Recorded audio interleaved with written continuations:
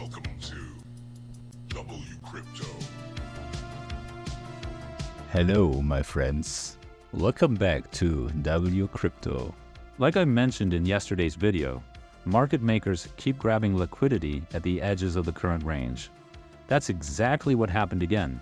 The price wicked down to 93.3K, liquidated long leverage, and snapped right back into the same channel it has respected for days. This move wasn't random. It came after the US GDP numbers surprised to the downside.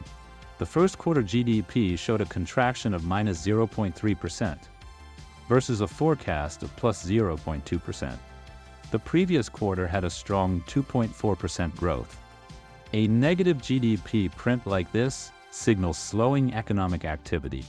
It's a red flag for traditional markets, and the SPX reacted immediately, dropping 2.66%.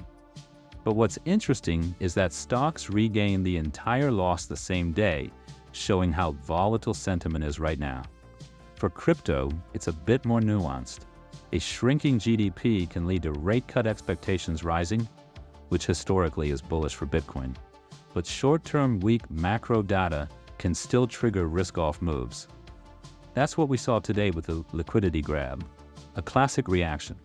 On the bright side, the 3-day liquidation heat map now shows that the long liquidity around 93.1K is completely taken out. The only nearby liquidity left is stacked to the upside, starting at 95.5K and going all the way up to 98.5K. The hottest zones are clearly at 95.5, 95.8, and 96.3K. ETF inflows remain steady. On April 29th, we saw another positive net flow of $172 million.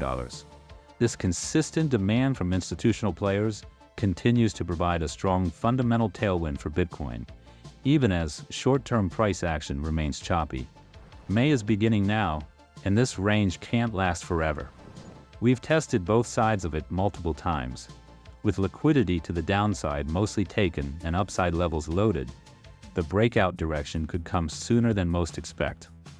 I will continue updating you daily. Join the free Discord for real-time trading thoughts. Click the like button if you got value from this video. Subscribe and turn on the notification bell to stay updated. And see you in the next one.